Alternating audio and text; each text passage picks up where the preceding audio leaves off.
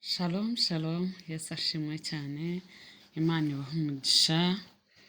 Ndagarutse tuje kuganira ikintu gitoya ariko kinini ku buzima bwacu bwa gikirisitu. Ego nje kuvuga ku rukundo rw'Imana. Urukundo rw'Imana ni rugari cyane, ni rugari, ni rurerure, rudukura mu rupfu rukadushyira mu buzima.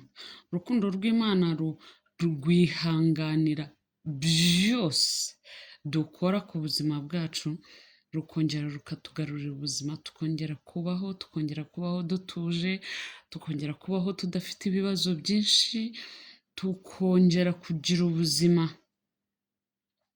Urukundo rw'Imana ndufatira cyane kuri aba bantu babanaga na Yesu. Reka duhere ku bantu bamwe wenda twese tugiye tuziranyeho, cyangwa se abantu tugenda dusoma muri Bibiliya. Reka duhere kuri Petero. Petero ari mu bantu bihakanye Yesu inshuro 3, kandi Yesu yabimubwiye. Ariko Yesu aranga aravuga ati Petero, nzakubakaho itorero. Urukundo Yesu yari afite rwari rurenze, ntabwo ari urwarebaga gutya aka kanya ngo rurangire, ngo birangire arebe hano birangire. Oya, yaravuze ati nubwo Petero anyihakanye, ariko mu by'ukuri Petero arankunda.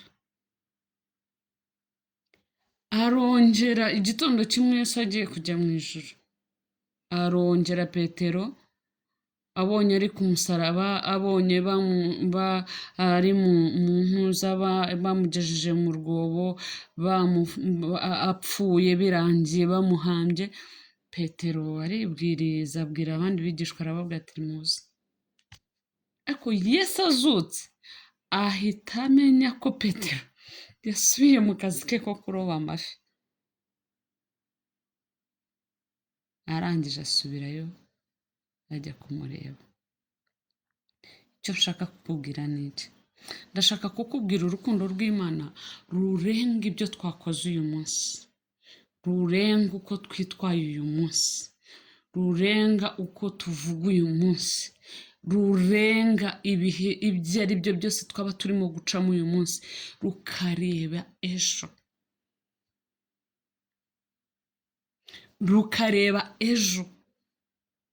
Urukundo rw'Imana rutagufatira mu bihe urimo ngo ruvuge ngo kubera ko ubu ari mu bihe byiza turakundana, ariko nibigera mu bihe bibi tuzaba turekeranye nk'uko abantu babigenza.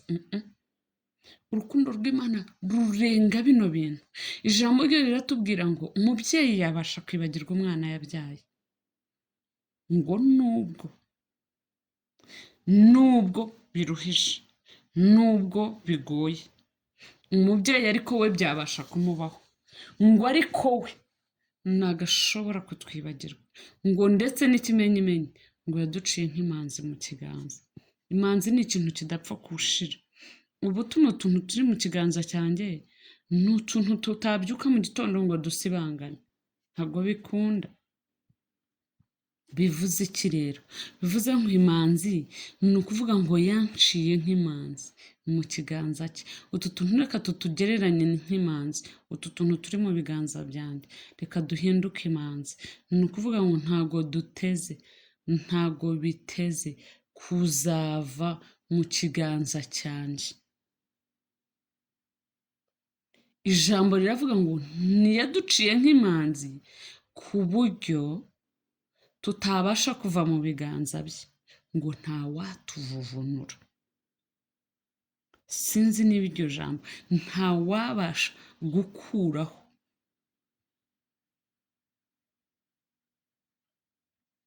Urukundo rw'Imana rurenze, ruri hejuru, rutugaragaraho twaba turi mu bibazo byinshi, rutugaragaraho twaba turi mu munezero, rutugaragaraho na cya gihe twaguye, rukongera rukatugaragaraho na cya gihe turimo kugerageza kuva mu cyaha. Urukundo rw'Imana rukatugaragaraho. iragukunda ku rwego niba twebwe tubasha guhereza abana bacu ibyiza, niko ijambo rivuga, niba twebwe tubasha guhereza abana bacu ibyiza, hanyuma data we, niba umwana wawe atagusaba ifi ngo umuhereze inzoka, niba atagusaba umugati ngo umuhereze ibuye, data we bizagenda bite? bivuze ngo aradukunda muri kondisiyo zose, nk'uko ubona ukunda abana bawe, nk'uko ubona hari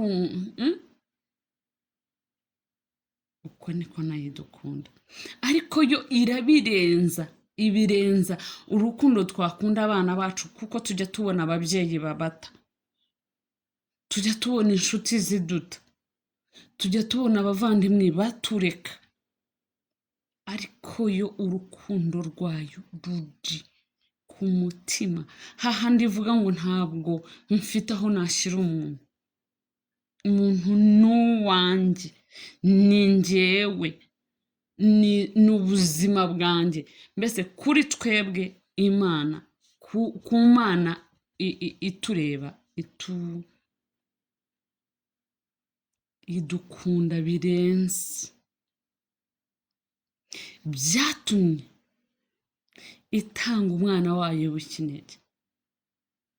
iravuga iti reka agende, yongera acungure umuntu, agaruke mu buzima bwanjye, nongere muyobore, nongere ntegeke umuntu, nongere nsange umuntu, nongere mbe mu muntu.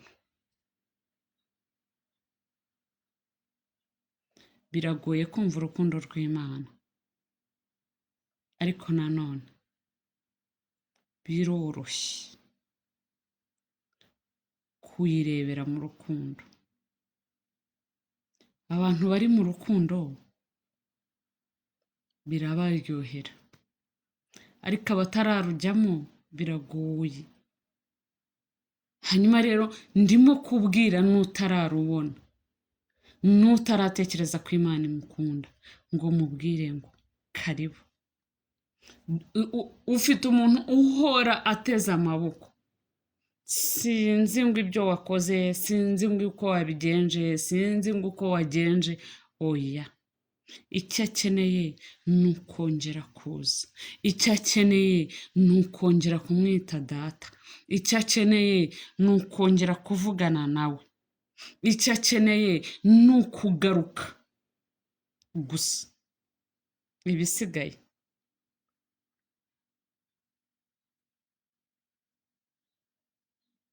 Imana ibaha umugisha.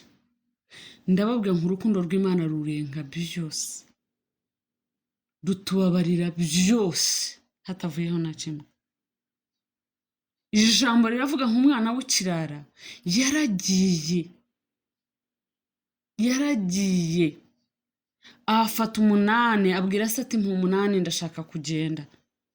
aragenda, agezeyo ngo atangira gusangira n'ingurube, ariko umunsi yibutse kose atunze ibya mirenge, umunsi yibutse kose abakozi b'iwabo barya ibiryo bakanabisigaza, aravuga ati ariko ko n'abakozi bakora kwa data barya bagasigaza, niki kinyishinja inzara ndi mu gasozi? natashye wenda bakanshyira mu bakozi, bakankura mu bana bakanshyira mu bakozi. icyo nshaka kuvuga ni iki? nuko umwami Imana adufitiye imbabazi, ngo umwana agarutse, ise akimubona aravuga ati mwice intama, muzane mwice ihene, niba ari ihene, niba ari inka, muzane imyenda, mumukarabye, mumutunganye, mumwambike umwenda mushya. hatumije abantu, aravuga ati umwana wanjye yagarutse. ariko we si ibyo yatekerezaga, niko natwe tumeze, niko natwe tubayeho. nitugaruka, Imana inezerwa kwa kundi umubyeyi abona umwana we agarutse. Imana ibaha umugisha.